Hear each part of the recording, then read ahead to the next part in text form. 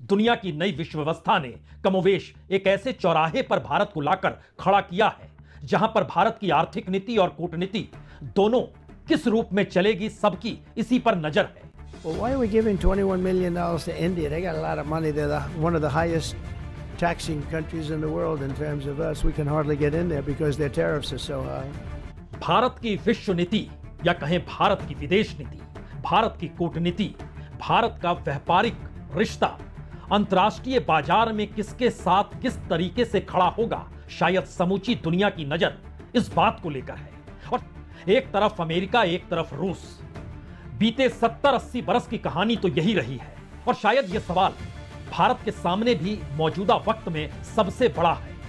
भारत का पारंपरिक और विरासत के संबंध जो रशिया के साथ रहे, उस संबंध को वह तोड़ सकता नहीं है। भारत का व्यापार घाटा अमेरिका के साथ ज्यादा से ज्यादा एक्सपोर्ट करते हुए बचा रह नहीं पाएगा। भारत का पूरा मेक इन इंडिया कार्यक्रम बिना चीनी कच्चे माल के आगे बढ़ नहीं सकता है। लेकिन इस नई विश्व व्यवस्था में अगर रूस और अमेरिका एक साथ खड़े हैं और खुलकर अमेरिका यह कहने की स्थिति में आ चुका है कि अब युद्ध नहीं, शांति, और शांति का मतलब शायद वह ट्रेड वार है जिस ट्रेड वार की मुनादी डोनाल्ड ट्रंप ने सत्ता में आते ही कर दी और किसी को नहीं बख्शा। भारत के प्रधानमंत्री बगल में खड़े थे, लेकिन चंद घंटों पहले वो रेसिप्रोकल टैरिफ का जिक्र अपनी राष्ट्रीय नीति का हिस्सा बना चुके थे। मैक्सिको हो, कनाडा हो, किसी को नहीं बख्शा गया। 25% टैरिफ लगा दिया गया। चीन के साथ टैरिफ वार शुरू हो गया और इन सब के बीच रशिया से निकटता खुलकर आ गई, यानी पुतिन से निकटता ट्रंप की खुलकर निकलकर आ चुकी है। दुनिया में सबसे बड़े बाजार के तौर पर भारत कार के क्षेत्र में तीसरे नंबर पर है, चीन, अमेरिका और उसके बाद इंडिया। जब दुनिया में बाजार है और बाजार के जरिए पैसा कमाना है तो इसके मतलब मायने क्या हो सकते हैं, यह इस वक्त यूरोपीय यूनियन की प्रेसिडेंट जब भारत पहुंचती है तो पहली बार जब यह खुलकर ऐलान करती है कि दुनिया में ऐसी कोई डील हुई नहीं होगी जो भारत के साथ यूरोपीय यूनियन की हो सकती है। और कमोवेश हर क्षेत्र में, वो चाहे सेमीकंडक्टर हो, चाहे डिफेंस का इलाका हो, यानी जो भी आप सोच सकते हैं उस तमाम क्षेत्रों में संबंध यूरोपीय यूनियन के साथ भारत की डील हो जाएगी। लेकिन इसके बाद एक झटके में यह बात सामने आती है कि यूरोपीय यूनियन कोई भी डील करने से पहले चाहता है कि यूरोप के बाजार के जो कार हैं, यानी जो ऑटो इंडस्ट्री है, वहां के कार भारत में बिकें और उस पर टैक्स ना लगे। लेकिन भारत ने कभी भी किसी कार इंडस्ट्री को यहां पर इजाजत दी नहीं। इस दौर में टेस्ला को लेकर या कहें इलेक्ट्रिक व्हीकल को लेकर जो जिक्र चल पड़ा है कि 15% टैक्स लेंगे, यानी 200% से खिसकते खिसकते जो 15% का जिक्र है, उसके पीछे का सच भी यही है कि भारत में अभी इलेक्ट्रिक वाहन खरीदे कौन, क्योंकि उसके चार्ज के स्टेशन भारत में है नहीं। लेकिन भारत के भीतर मौजूद इंडस्ट्रीज जो काम कर रही है उन्होंने अपने आप को अपग्रेड किया नहीं है और बाहर दुनिया के बाजार में जो कार 40 लाख की मिलती है, भारत में आकर वो 80 लाख की हो जाती है और वो पूरा बाजार सोच रहा है कि भारत में एंट्री हो जाए। अमेरिका भी तो यही चाहता है, यूरोप भी यही चाहता है। और इन सब के बीच नया सवाल यह भी है कि क्या वाकई ट्रेड के आसरे भारत और भारत के प्रधानमंत्री नरेंद्र मोदी अब कोई नए प्लानिंग के साथ सामने आ जाएंगे या फिर पूरे तरीके से निर्भरता अमेरिका के साथ ही जुड़ी रहेगी। टैरिफ को लेकर यूरोप को भी अमेरिका ने बख्शा नहीं और एक झटके में वही यूरोपीय यूनियन भारत के दरवाजे पर आकर खड़ा हो गया, यह कहते हुए कि एक हिस्टोरिक डील, सबसे बड़ी डील दोनों देशों के बीच होगी। एक क्षण के लिए उनकी बात को पहले सुन लीजिए। Free trade agreement between the European Union and India would be the largest deal of its kind anywhere in the world. And what happens in one part of the world matters to both Europe and India. कमोवेश हर क्षेत्र में समझौते का जिक्र यूरोपीय union की तरफ से किया गया, वो चाहे सेमीकंडक्टर हो, चाहे ग्रीन एनर्जी हो, चाहे डिफेंस इंडस्ट्री हो और चाहे ट्रेड और टेक्नोलॉजी का सेक्टर ही क्यों ना हो।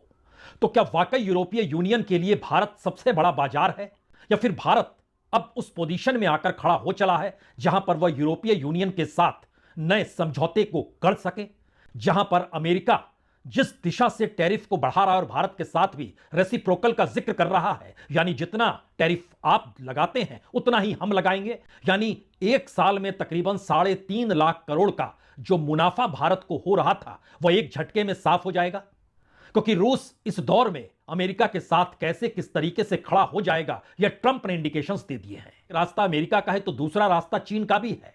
चीन के साथ भी यूरोपीय यूनियन चाहता है कि संबंध बन जाए।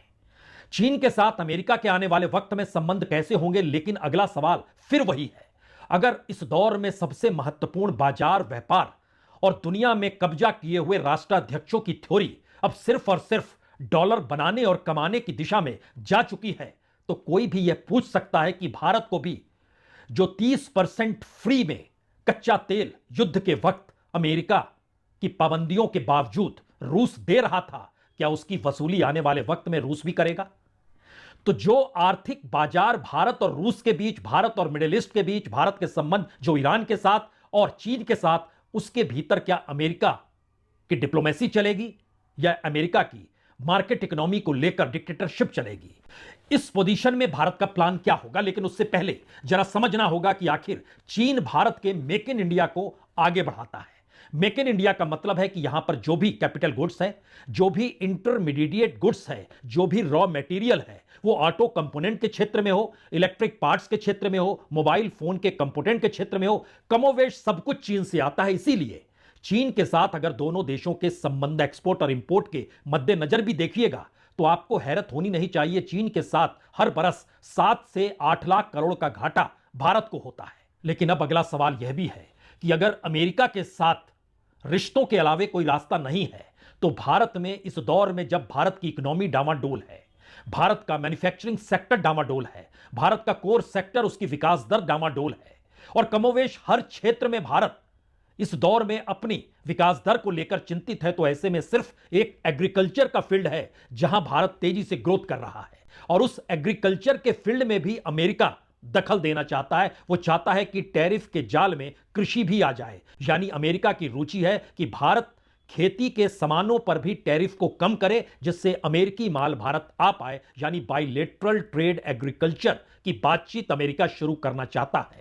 और ट्रंप के वोटर चूंकि मिडिल वेस्टर्न स्टेट्स के हैं, जो कि 2016 से एक वोटर बेस बना रहा ट्रंप का, वहां की जरूरत है कि वहां के सामान भारत के बाजार में बिके और टैरिफ कम से कम लगे।